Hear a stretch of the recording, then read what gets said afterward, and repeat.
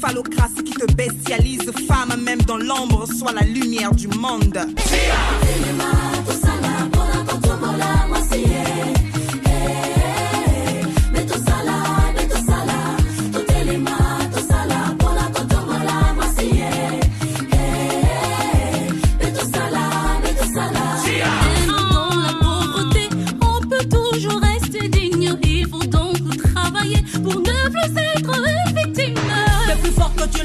Apprends à vivre ton indépendance.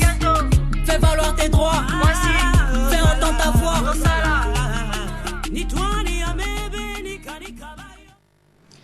Mesdames et messieurs, fidèles téléspectateurs de la radio-télévision nationale congolaise, bonsoir et bienvenue à cette émission à Moi Sipé Moto, votre émission que vous avez toujours l'habitude de suivre chaque jeudi à partir de 18h. À la présentation de cette émission, c'est votre humble animatrice Blandine Bofola Balassi, la fille en couleur idéale. C'est elle qui est devant vous et derrière la caméra, c'est votre caméraman Fabrice Méli.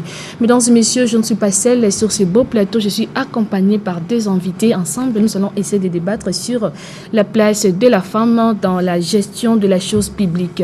C'est ça notre sujet du jour. Si vous avez des questions, des préoccupations par rapport à ces sujets, n'hésitez pas de nous écrire, n'hésitez pas de nous appeler. Notre numéro de téléphone sera bientôt affiché dans vos écrans.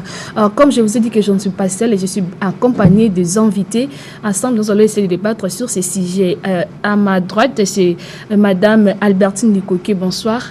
Bonsoir Madame la journaliste et bonsoir chers téléspectateurs et téléspectatrices de la RTNC et précisément de l'émission Moi Sipé Moto.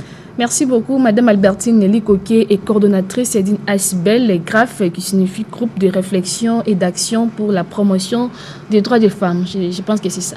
Oui, femmes et filles. Ah, femmes et filles. Ah, merci beaucoup. Et de l'autre côté, c'est Monsieur Fabrice Katabana. Bonsoir. Bonsoir Madame Blandine. Et M. Fabrice Katabana est agronome, mais également agent de développement. Ensemble avec eux, nous allons débattre sur ces sujets, la place de la femme dans la gestion de la chose publique. Sans pour autant tarder, Madame Albertine Likoké, qu'est-ce qu'on peut comprendre par la chose publique? Merci beaucoup pour cette opportunité que vous nous donnez encore une fois, en fait que nous puissions parler de la femme, de sa place, du rôle et l'apport que la femme peut apporter et à apporter au niveau de la communauté pour l'essor et le développement de notre pays. Je ne vais pas rentrer dans la littérature qui est si vaste selon le professeur, selon les écrivains, mais je vais parler en français facile, comme disait un ancien journaliste animateur de Kinshasa et des journalistes en lingala facile, mais en français. La chose publique, c'est le bien commun à tout un peuple, les intérêts généraux d'un pays, et c'est tout ce qui appartient à la communauté. Et ça fait référence à la gestion de la communauté. Et dans la communauté, nous avons des biens et services. Et les biens et services sont gérés par des personnes. Et toutes ces personnes-là qui concourent ou qui contribuent à ce que les personnes aient accès à des divers services, comme je parlais tout à l'heure, ces personnes-là, nous devons vérifier, nous devons nous rendre compte si réellement ce qu'ils sont en train de faire, c'est pour l'intérêt de la communauté. Donc, d'une façon simpliste, c'est ça ce que je voulais dire, c'est lié à la gestion de la chose publique, ça veut dire les biens qui appartiennent à tout le monde, les services qu'on rend à la communauté pour l'intérêt général de la communauté et les personnes qui sont appelées à animer ces services-là constituent tout un paquet dont nous appelons la gestion de la chose publique. Merci beaucoup Madame Albertine. Je ne sais pas si M. Fabrice peut ajouter quelque chose par rapport à cette question, la gestion de la chose publique. Merci Blandine pour la parole. En fait, quand on parle de la chose publique, d'abord, on voit deux mots. Il y a d'abord le mot chose et le mot public. Chose, ça veut dire juste un objet, quelque chose. C'est un objet. Et l'objet peut être matériel ou immatériel. Et public, en fait, c'est ce qui est commun, ce qui est d'intérêt général, comme l'a dit ma co-débattrice, c'est Madame Albertine. Maintenant, quand on met les deux mots ensemble, chose publique, en fait, on fait allusion à quoi? On fait allusion à un mode de gestion. un mode de gestion d'un objet à intérêt général. Et comme le disait le latiniste, quand on parle de la République, on voit la res publica. C'est ça l'étymologie de la chose publique, c'est qu'on voit la res publica. Et la res publica, ça veut dire juste quelque chose d'intérêt commun. Et aujourd'hui, nous sommes en train de parler maintenant de ces modes de gestion de cette chose à intérêt général. Et c'est ça, c'est tout ce que moi je peux dire par rapport à ça. Merci beaucoup, M. Fabrice. Je rappelle à nos téléspectateurs que notre émission est en téléphone ouvert. Si vous avez des questions, des préoccupations par rapport à notre émission, par rapport à ces sujets, n'hésitez pas de nous écrire. Notre numéro de téléphone est bien affiché dans vos écrans. Alors, je reviens chez Mme Albertine. Et je pense que le taux de femmes dans les institutions, la gestion de la chose publique est inférieur. Partagez-vous le même avis que moi? Oui, parce que j'en profite. Nous avons mené, personnellement, j'ai été superviseur il y a quelques jours d'une enquête sexiste dans le sphère politique et administrative où il y avait une question, on demandait le nombre de femmes dans des institutions. Il y a eu quelques institutions de la place ici, tant des entreprises ainsi que services publics au niveau de la ville de Kisangani. Rien que pour cet échantillon, ça nous a renseigné que le nombre de femmes est inférieur par rapport aux hommes. Et quand on va encore plus loin, par rapport aux postes de commandement, des fonctions de commandement, des collaborations, il y a peu de femmes. Et quant aux postes de manœuvre, comme on peut dire, des subalternes, c'est là où on trouve plus de femmes. Et lorsqu'on fait un paquet général, le nombre de femmes est inférieur par rapport aux hommes. Quelques exceptions près pour certains services administratifs, mais dans l'ensemble, le nombre est inférieur. Monsieur Fabrice, pour vous, pensez-vous que les femmes ne sont pas en mesure d'occuper des grands postes? Elles sont en mesure. Sincèrement, moi je pense que les femmes sont en mesure. Et à titre d'exemple, c'est notre province, la province de la Tchopo. Nous avons notre gouverneur, son Excellence Madame Madeleine Nikomba, qui dirige la province. Et à mon avis, je pense que malgré les différentes difficultés auxquelles elle fait face, mais quand même, on voit quand même elle essaie de proposer de nouvelles choses, de bonnes choses. Moi, je pense que les femmes peuvent. Mais la question que tu as posée à ma co-débattrice, c'est d'abord pourquoi est-ce que les femmes sont sous-représentées? C'est ça la grande question. Et moi, je pense que derrière cette question, il y a d'abord des choses. Il y a quelque chose qui est comme des mythes et des cultures, n'est-ce pas? Moi, je pense que, par exemple, quand on va à l'école, je donne un exemple. Tu es ma collègue à l'école. Et il n'y a pas un cours, on va dire que ça, ce cours est destiné juste à M. Fabrice, et ce cours est destiné juste à Blandine. C'est que nous tous, à l'école, on est soumis dans le même cadre d'éducation. Mais sur le plan culturel, c'est comme s'il y a certaines choses, certains facteurs qui font assez que la femme, malgré les différentes potentialités qu'elle peut présenter, qu'elle peut démontrer, c'est comme si elle est bloquée à un certain niveau. Et c'est ce qui fait qu'on constate à la fin que la femme n'est pas représentée dans les pouvoirs décisionnels. Mais moi, je pense que la femme, elle a le pouvoir, elle a la capacité de diriger, et il y a certaines femmes qui ont démontré qu'elles peuvent faire les choses de manière différente. Merci beaucoup, M. Fabrice. Je ne sais pas si Madame... Je voudrais compléter ce que mon co-débatteur a dit par rapport... il a appelé les facteurs.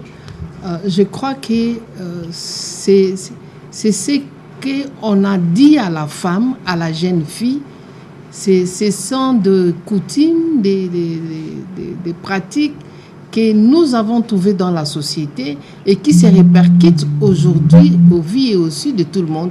Et ce qui fait qu'on a un nombre inférieur de femmes au niveau de différents services. Quand bien même il y a certaines qui excellent, qu'on peut citer ici, il y a ces facteurs-là où vous verrez qu'on dit qu'une femme, c'est ce qui se disait avant, je crois qu'on est en train de démontrer que ça n'a pas sa raison d'être. Qu'une femme, elle est faite rien que pour rester à la maison, même si elle a un diplôme de licence, même si elle est capable de travailler comme vous animez une émission à la radio ou à la télévision, sa place, c'est à la maison, c'est à la cuisine. Alors, je m'excuse, tout cela, ce sont des coutumes, ce sont des us, ce sont des pratiques, ce sont des discriminations qu'on faisait à la femme, des fois qui était capable d'aller plus loin, de travailler et qui nous rattrape aujourd'hui. Ça nous rattrape, pourquoi? Parce que on vous dira, par exemple, pour être une animatrice chevronnée comme vous, je vous félicite parce Merci que beaucoup. l'émission, elle est bien faite, il faut avoir un niveau. Il faut avoir terminé, par exemple, dans la faculté de communication et puis se spécialiser en journalisme. Il y a longtemps, on savait que pour parler, pour animer, et encore en français, c'était des hommes. Mais il y a depuis un certain temps, l'antique, la communication, le journalisme, c'est les femmes. Donc, tout ça, ce sont des conditions auxquelles on avait placé la femme, on avait placé la jeune fille, et qui ont des répercussions aujourd'hui que nous, en tant qu'activistes des droits humains de la femme et des hommes genrés comme mon co-débatteur, je remercie parce qu'il a fait allusion à notre gouverneur, que c'est pour la première fois depuis qu'il a Chopo, elle est une province, nous avons une femme qui est gouverneure de la province et qui gère au-delà de ce qu'il a dit. Moi, je ne veux pas entrer dans ça, j'ai dit, c'est elle qui gère, c'est elle qui est gouverneure, c'est elle qui engage la province. C'est elle qui répond à l'extérieur de la province et c'est elle qui engage la province. Déjà, prendre une grande décision, engager toute une province et ce n'est pas une petite province, la province c'est la Chopo. Donc, nous avons des capacités, elles ont des capacités, c'est des coutumes, c'est des pratiques, c'est tous ces mots-là, il y a toute une liste qui nous rattrape aujourd'hui et que nous devons mettre la main dans la pâte pour corriger ça. Merci beaucoup, madame. Quand vous avez dit qu'il y a un nombre minime de femmes dans des postes de décision, ce n'est pas une sorte de discrimination ou de la sous-estimation de la femme elle-même? Je ne pense pas. Parce que je vous dirais, nous avons été, nous sommes ministres honoraires. Nous avons eu à présenter l'institution en tant que ministre, tout en étant femme. Il y a des femmes qui sont... Actuellement, nous avons 3 femmes qui sont ministres. Vous ne me direz pas que quand vous appelez une de ministres, par exemple ici, animer une émission, parler de tout ce qu'elle fait dans son portefeuille, elle ne sera pas à mesure de faire ça. Non, je ne pense pas. Je crois que tout ce qu'on dit, c'est pour des fois décourager la femme. Parce que, comme je disais, nous sommes partis, il y a cela 30 ans, on vous dira qu'une femme, dès qu'elle est mariée, diplômée, licenciée ou pas, elle doit s'occuper de ses enfants. Elle ne peut pas mélanger la vie trop active sans s'occuper de ses enfants, de son mari, de sa belle famille. Donc, ça, c'est un peu handicaper le foyer. Or, c'est une question d'organisation. Quand vous êtes bien organisé, je crois que vous n'aurez pas des explications ou des cotes inférieures qu'au niveau de votre famille. Vous avez des enfants qui n'ont pas étudié, vous avez des enfants qui échouent. C'est un problème d'agenda et c'est un problème de confiance. La sous-estimation ne peut pas être soutenue comme un élément qui fait à ce qu'on n'ait pas assez de femmes. Je ne sais pas si M. Fabrice partage le même avis que Mme Albertine. Ok. Bon, discrimination, je ne sais pas si je peux aller dans le même sens que notre débattrice. Mais moi, je vais voir cette question sous des angles. C'est d'abord la femme elle-même, comment est-ce qu'elle se définit. Et je pense que dans notre société, la femme elle-même, elle a contribué à cette discrimination. Et les peu de femmes dans notre société qui ont essayé de braver, et je suis sûr qu'elles ont monté des échelons et elles se retrouvent dans des positions vraiment des décisions. Mais il y a aussi, malheureusement, on constate qu'il y a aussi de ces hommes qui n'ont pas évolué sur le plan intelligence, sur le plan de réflexion, qui continuent à penser que la femme, elle est toujours inférieure à l'homme. Et ces hommes-là, ce sont ces genres des hommes-là que je peux dire que c'est comme s'ils appliquent cette discrimination. Ils ne veulent pas accepter que la femme peut diriger. La vérité est que, bon, moi personnellement, avec l'expérience que j'ai, je sais que j'ai évolué avec beaucoup de collègues femmes et sincèrement, je peux avouer que j'ai découvert qu'elles ont beaucoup plus de talent que moi. Alors, devant ce genre de situation, qu'est-ce qu'on fait? Est-ce que juste parce que je suis un homme, je veux accepter que c'est moi qui dirige pendant que je connais que j'ai une collègue femme qui a beaucoup plus de talent, plus de capacités que moi, je la laisse diriger? C'est que, pour parler de la discrimination, moi je vois ça dans deux sens. D'abord, c'est que la femme, c'est comme si elle est restée figée. Elle n'est pas parvenue à un certain niveau où elle accepte que moi aussi je peux diriger. Même si l'homme est là, mais quand même, si j'ai des capacités, si j'ai une potentialité, je peux me faire valoir et diriger. C'est que la femme est restée en retrait. Et là, je ne vais pas parler moi d'une discrimination. Elle-même, d'abord, elle s'est discriminée. Mais il y a aussi un autre cas où maintenant, les hommes qui n'ont pas évolué sur le plan de réflexion, sur le plan de mentalité, qui pensent que non, je dois toujours rester supérieur à la femme. Et ce genre des hommes-là, ce qu'ils font, c'est quoi? Ils essaient de mettre les bâtons dans les roues pour les femmes. Mais je pense sincèrement que si une femme est convaincue qu'elle a les talents, qu'elle a les dons, qu'elle peut faire quelque chose, si elle se met, si elle met sa main sur la patte, cette discrimination, on ne peut pas en parler. C'est que si aujourd'hui on parle de la discrimination, c'est parce qu'à un certain moment aussi, la femme, elle s'est mise en retrait. Merci. Merci beaucoup, M. Fabrice. Je rappelle à nos téléspectateurs que notre émission est un téléphone ouvert. Si vous avez des questions, des préoccupations par rapport à ces sujets, n'hésitez pas de nous écrire et notre numéro de téléphone est bien affiché dans vos écrans. Et Madame Albertine, comme présentement nous voyons plus de députés, des candidats députés hommes et moins de femmes, qu'est-ce qui explique cela? D'emblée, je ne vais pas donner les réponses, mais il y a des réponses qui expliqueraient les nombres moins de femmes candidates. Et je n'ai pas les chiffres exacts parce que on est dans la période des ajouts, des retraits, des compléments des dossiers au niveau du bureau de la CENI. Je crois que d'ici là, on aura les nombres exacts. Mais déjà, avec ce qu'il y en avait avant la clôture officielle, les nombres des femmes candidates étaient inférieurs. Qu'est-ce qui explique ça? Plusieurs choses. Vous savez, on est en politique. Elles sont en politique. Et il n'y a pas de cadeau en politique. Il faut se battre. Je connais des femmes qui s'est préparées et qui s'attendaient à être, par exemple, des titulaires. Mais à la dernière minute, on leur demande d'être première suppléante, des fois même deuxième. Et c'est ce qui expliquerait aussi, il y a eu certaines femmes. Il y a la transhumance chez les femmes aussi, candidates. Elles ont dit quitter pour aller ailleurs. On ne soutient pas, mais c'est pour dire qu'elles sont butées à plusieurs obstacles. En dehors, d'abord, du fait que d'être femme, et en dehors de dire que le milieu, l'univers politique est compétitif, donc il faut rester, il faut résister, il faut avancer. Or, comme vous le savez, la femme, avec son caractère inné que Dieu l'a créé, la femme, elle peut résister, mais des fois, elle lâche. Et quand elle le lâche, elle recule, c'est ça ce qu'il fait.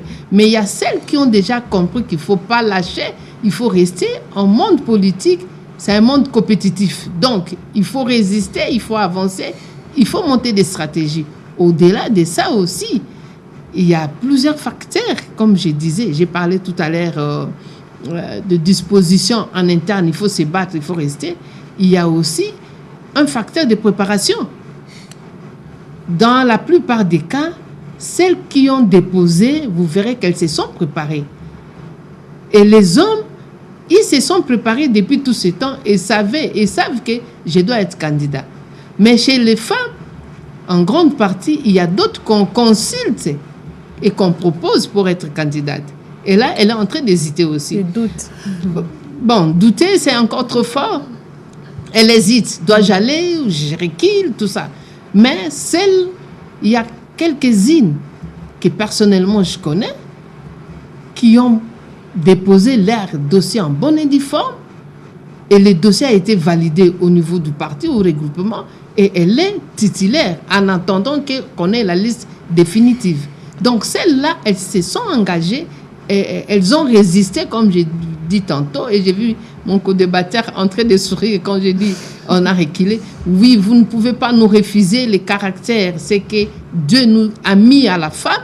Il faut s'arrêter, il faut apprécier. C'est ça la femme.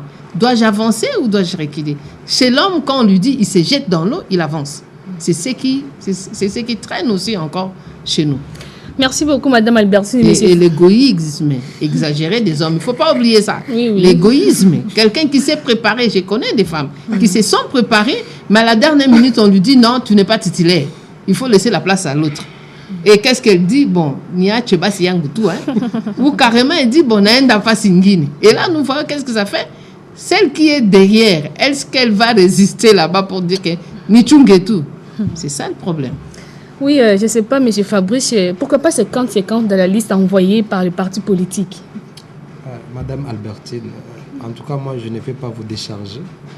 Je pense que les femmes aussi, elles ont beaucoup joué par rapport à ça. Ce n'est pas pour rien qu'on dit qu'éduquer une femme, c'est éduquer toute une nation. Madame Albertine, quand vous éduquez votre enfant, vous êtes déterminé. Vous savez que ce que vous conseillez à votre enfant, ce sont de bons conseils, c'est ce qu'il faut. Et là, vous êtes déterminé. C'est que vous ne vous battez pas en retrait. Vous savez que c'est moi qui suis en première position pour éduquer mon enfant. C'est à moi de montrer de bonnes choses. C'est à moi de donner des orientations à mon enfant. Et là, vous ne battrez pas en retrait. Mais pour ce qui est maintenant de la scène politique actuelle, je pense que c'est comme si les femmes congolaises ne savent pas ce qu'elles vaut. Si elles étaient sûres de ce qu'elles vaut, elles n'allaient pas battre en retrait. Elles allaient foncer.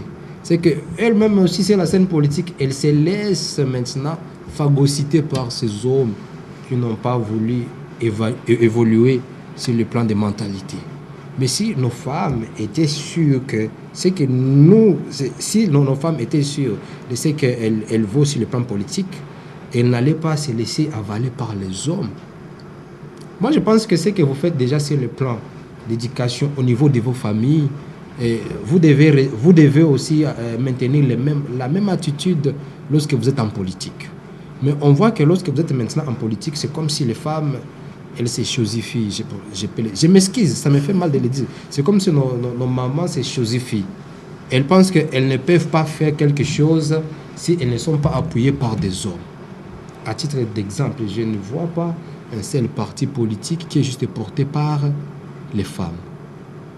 Parmi les grands leaders, si on peut avoir autant de partis politiques ici chez nous en RDC, je pense que les partis politiques qui ont à leur tête des femmes, je pense que, en tout cas, c'est un faible pourcentage. Mais pourquoi pas? Mais pourquoi cet état des choses? Pourquoi ne pas avoir, par exemple, 60% des partis politiques qui sont dirigés par les femmes? Et la vérité, que si moi j'ai été éduqué par une femme, pourquoi je ne peux pas faire confiance à une femme comme autorité morale? C'est qu'à un certain moment, je ne sais pas les femmes, comment est-ce que ça évolue. Je ne sais pas. C'est comme si à un certain moment, les femmes aussi, elles baissent la garde et elles laissent... Non, nous ne pouvons rien. Moi, je pense que la mentalité doit évoluer. Je sais que nos femmes, ici à RDC, elles ont des potentiels. Elles peuvent faire quelque chose. Mais à un certain moment, c'est comme si elles se sous-estiment. Et c'est la raison pour laquelle, que dans la politique, maintenant, on voit qu'il y a beaucoup plus des hommes. Parce que les hommes, ils ont beaucoup plus confiance en eux. Et ils se disent que, bon, la femme, bon, elle a besoin d'être parrainée par moi. Et les femmes aussi acceptent ça. Et malheureusement, c'est ça. Malheureusement, c'est ça. Merci beaucoup, M. Fabrice. Je vais lire ce message avant de donner la parole à Mme Albertine. J'encourage toutes les femmes qui cherchent à accéder dans la gestion de la chose publique à travers les élections qui se pointent à l'horizon. Je les invite à ne pas céder à toute menace politique face à tout adversaire. C'est Fabrice Debo, coordonnateur du Parlement des enfants et jeunes. Je suis avec attention et je salue l'intervention de Mme Albertine, ministre honoraire. Je ne sais pas, Mme Albertine. J'ai souri un peu pour dire que c'est vrai le monde politique.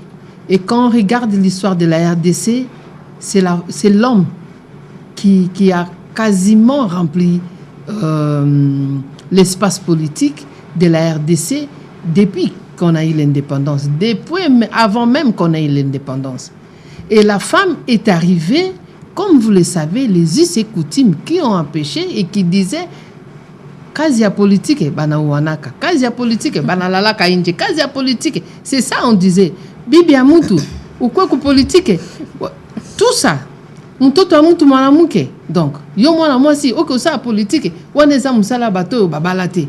Tous ces éléments ont concouru qu'au fil du temps, plus de 50 ans après l'indépendance, on a moins de femmes qui ont créé des partis politiques. Et je veux compléter, qui ont occupé assez de postes de commandement dans notre pays. Ce sont les hommes. Et c'est ce qui fait qu'on a plus des hommes qui ont des partis politiques. Depuis un certain temps, je crois peut-être 10 ans, nous avons des femmes qui ont créé leurs partis politiques. Nous avons par exemple la gouverneure de Tanganyika, si je ne me trompe pas, Fifi Masuka, c'est Tanganyika. Oui, elle a un parti politique. C'est elle l'autorité morale. Il y a aussi d'autres femmes à Kinshasa que je connais depuis longtemps, les noms peut-être je n'ai pas gardé, qui ont déjà commencé. Ce qui est vrai, créer, ce n'est pas un problème, mais il faut avoir de l'argent. Vous allez créer sans argent. Comment vous allez diriger? Comment vous allez fonctionner? Comme vous le savez, les membres, ils cotisent combien? C'est ça, ce sont des questions que nous devons nous poser. Donc, on ne doit pas dire que la femme ne crée pas. Nous venons, nous avançons. C'est un changement de comportement. Nous allons changer les statistiques, mais ça va nous prendre du temps. Nous sommes déjà engagés. Je dis nous, c'est les femmes, déjà engagées. Et je crois que nous aussi, plus tard, on aura une femme ici dans la Chopo qui va créer un parti politique. Parce qu'hier, on a déjà commencé. Merci vraiment, le temps nous presse. Je ne sais pas, M. Fabrice, parce qu'ils sont presque donc nos réalisateurs nous signalent déjà que le temps nous presse. Je ne sais pas quel conseil, parce que c'est une question de la fin, quel conseil donnez-vous aux femmes qui se sous-estiment et pensent qu'elles ne peuvent pas gérer la chose publique? Moi, je vais partir des statistiques. Je vais rebondir sur ce qu'a dit Mme Albertine. C'est que les femmes essaient de créer, mais il faut avoir des gens qui adhèrent aux partis politiques, il faut contribuer, tout ça. Mais si c'est que les statistiques nous disent est vrai, qu'il y a par exemple autant de femmes que d'hommes, c'est que, à vrai dire, c'est que vous n'avez pas besoin à ce que les gens adhèrent d'abord aux partis politiques. C'est que d'abord, est-ce que toi, Blandine, présentatrice de cette émission, tu as foi à la lutte de Mme Albertine? C'est que du coup, si une femme leader qu'elle est, et que dans son leadership bien défini, elle est à mesure de traîner d'autres femmes, je ne vois pas si le problème d'argent peut surgir. C'est que si vraiment il y a par exemple 60% de femmes et 40% d'hommes, comme on le dit, c'est que ce n'est pas question de problème, ce n'est pas un problème d'argent. Mais c'est beaucoup plus question de est-ce que moi, en tant que femme, je crois à ce que Dieu m'a donné comme don, comme talent. Et comment est-ce que les dons que j'ai, les talents que j'ai, je les fais savoir aux autres femmes qui m'entourent. Et le problème est que la femme, dans notre société, elle a voulu toujours rester sous l'ombre de l'homme. Et quand elle reste sous l'ombre de l'homme, c'est qu'il y a maintenant d'autres femmes, c'est qu'ils se disent que moi je ne crois pas en elle parce que sans un tel homme, elle ne peut pas faire ce qu'elle est en train de faire. Et c'est là que ça cause problème. Maintenant, quel conseil, messieurs, donnez-vous aux femmes qui se sous-estiment parce que le temps vraiment me presse? C'est que moi, mon conseil est celui-ci. C'est que d'abord, j'aimerais conseiller aux dames de sortir de toutes des us et des coutumes. C'est que si tu es une femme, tu es certaine, tu es sûre de toi-même que tu as du talent, alors ouvre-toi, lance-toi, bats-toi. C'est que ne reste pas sous l'ombre des hommes. Si tu peux quelque chose, et essaie de sortir des chemins battus et trace ton chemin seul. Merci beaucoup, et Mme Albertine, quel conseil de nouveau aux femmes et surtout aux hommes qui sous-estiment les femmes? Aux femmes, d'oser, de briser cette glace, d'avancer et de percer et de ne pas baisser les bras. Celles qui se sont déjà engagées, d'avancer et les autres, d'imiter les pas, d'avancer parce que nous avons le droit et le devoir de contribuer à l'émergence de notre pays.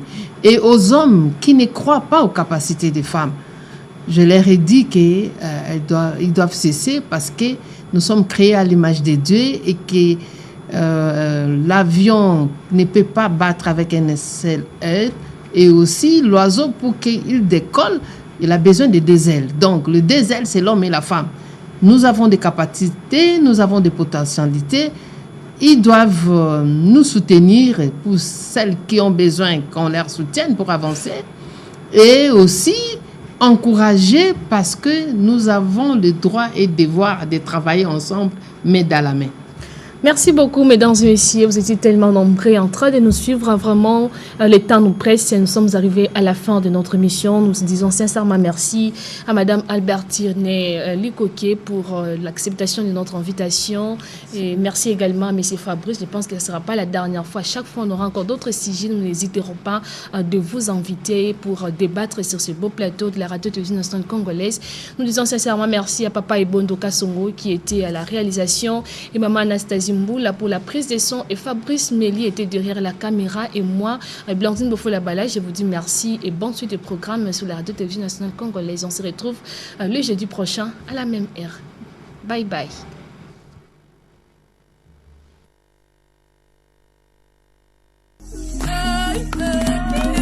Lève-toi par le glaive de ta matière grise, brise cette phallocratie qui te bestialise. Femme, même dans l'ombre, sois la lumière du monde.